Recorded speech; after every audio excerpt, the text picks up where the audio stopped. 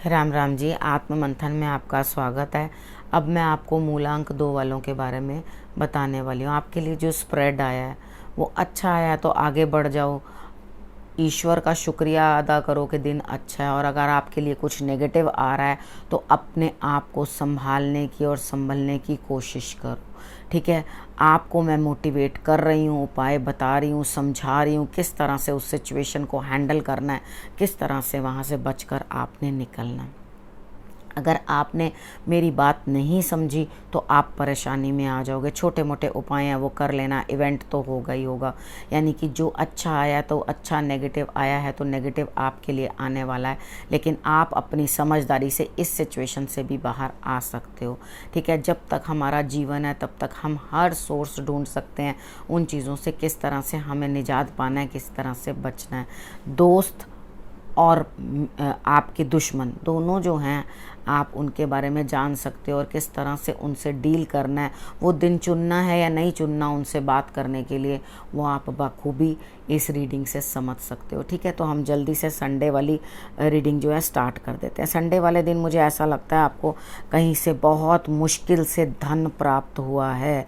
जो इतनी मुश्किल से आपको धन प्राप्त हुआ है उसे वेस्ट नहीं करना। कितनी बार है जी, ये बहुत अच्छी ऑफ़र लगी थी, मैंने कहा चलो ले लो। अब ये ऑफ़र भी आप ही की जेब से जानी है, बल्कि एक बंध गए आपके, आपने उतना खर्चा करना ही करना है। तो सोच समझ के अपनी शॉपिंग को जो है अपना समझ बूझ के करनी है। ये नहीं है कि बस आया हाथ में पैसा और शॉप टिल यू डाई। ठीक है ना, जब तक खरीदते रहो खरीदते रहो। ओवर चीज़ों को लेना भी नुकसानदायक है। तो अपने धन को इस टाइम सेव करके रखो।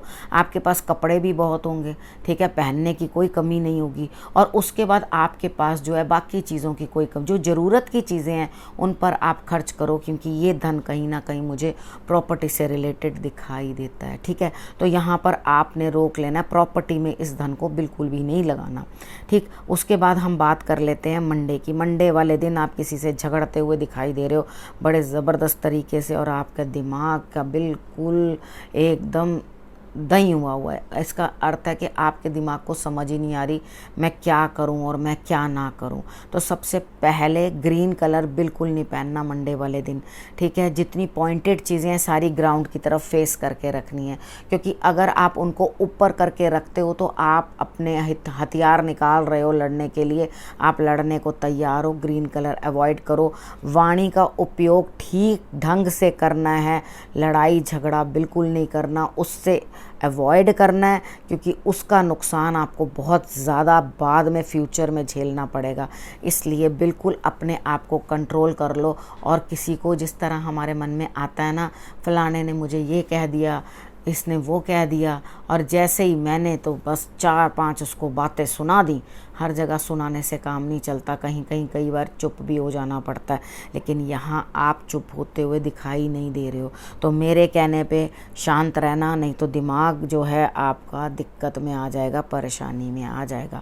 उसके बाद हम लोग बात करते हैं ट्यूसडे की। ट्यूसडे वाले दिन मुझे ऐसा लगता है कि आप अपने जीवन साथी के साथ अच्छा समय व्यतीत करते हुए दिखाई देते हो, और किसी गुरु की, आध्यात्मिक गुरु की नहीं तो मेरी यहाँ पर आपको जो है गाइडेंस काम में आ रही है। किसी ना किसी की गाइडेंस लेके आप आगे बढ़ने की कोशिश करोगे, ताकि आपको भी सुख और सुविधाओं का जो है अपने अंदर आपको रिज़ल्ट मिले। यानी कि दूसरे से गाइडेंस लेके ही सही, लेकिन अगर सही रास्ता मिल रहा है तो चलने में क्या दिक्कत है। उसके बाद हम बात करते हैं वेडनेसडे की। वेडनेसडे वाले दिन मुझे ऐसा लगता है कि कोई ना कोई आपके पास आ रहा है, यानी कि कोई थर्ड पर्सन आएगा, आपका दिल खुश रहेगा, आप बैठोगे, सेलिब्रेट करोगे, हंसने खेलने का मन होगा, और आप फैमिली में अपने इंजॉय करते हुए दिखाई देते हो। यानी कि किसी तीसरे इंसान के आने की वजह से आपको जो है ये सुख और ये खुशी आपको अनुभव हो रही है। उसके बाद हम बात करते हैं थर्सडे की। थर्सडे वाले दिन मुझे ऐसा लगता है कि आपको कुछ ना कुछ जो है धन प्राप्त होता हुआ दिखाई देता है। अपने बड़ों से या किसी अथॉरिटेटिव पर्सन से आपको धन प्राप्त होता हुआ दिखाई देता है, लेकिन आप भी अपनी समझदारी दिखा के उन चीज़ों को सही जगह बिठाने की कोशिश करेंगे। यानी कि अगर आपको कोई धन प्राप्त हो रहा है तो आप उस चीज़ के लिए जो है परेशानी नहीं क्रिएट करेंगे, आप उस चीज़ को अच्छा बनाने की कोशिश करेंगे। तो ये एक बहुत पॉजिटिव साइन है। ठीक है, आपने इस दिन करना क्या है, आपने कृष्ण भगवान को कुछ भी भोग लगवा देना है। ठीक है, कुछ भी ना प्राप्त हो तो जल के अंदर आप तुलसी दल एक धो लेना, पहले उसे धोने के बाद पहले परमिशन लेना, कहना मैं एक तुलसी दल ले सकती हूँ। उनसे लेने के बाद उसको लेकर के आपने जाके कृष्ण भगवान के आगे जल के अंदर डाल के उस तुलसी को उनको अर्पण कर देना है। अगर आप ये करोगे तो आपके लिए रिजल्ट्स और भी अच्छे आएंगे। उसके बाद बात करते हैं फ्राइडे की। फ्राइडे वाले दिन ऐसा लगता है कि कोई डोमिनेट कर रहा है या आप डोमिनेट कर रहे हो, लेकिन आपके ऊपर जो आपके बॉसेस हैं या जो आपके बड़े हैं वो आपसे रौब जमा के काम करवाने की कोशिश करेंगे और आपके ऊपर काम का बोझ जो है अधिक बढ़ जाएगा, क्योंकि ऐसा लगता है कि आप बोझ उठाने के लिए तैयार नहीं हैं। यानी कि आपके कंधे अभी बोझ उठाने को तैयार नहीं है और ना ही आप उसे लेना चाहते हैं। तो आप उस चीज़ से काम से कटने की कोशिश करेंगे और अपने कामों को जो है आप साइड में करने की कोशिश करेंगे, यानी कि अपनी रिस्पॉन्सिबिलिटीज से बचेंगे, जिसके कारण आपको अथॉरिटीज़ का कहर सहना पड़ेगा।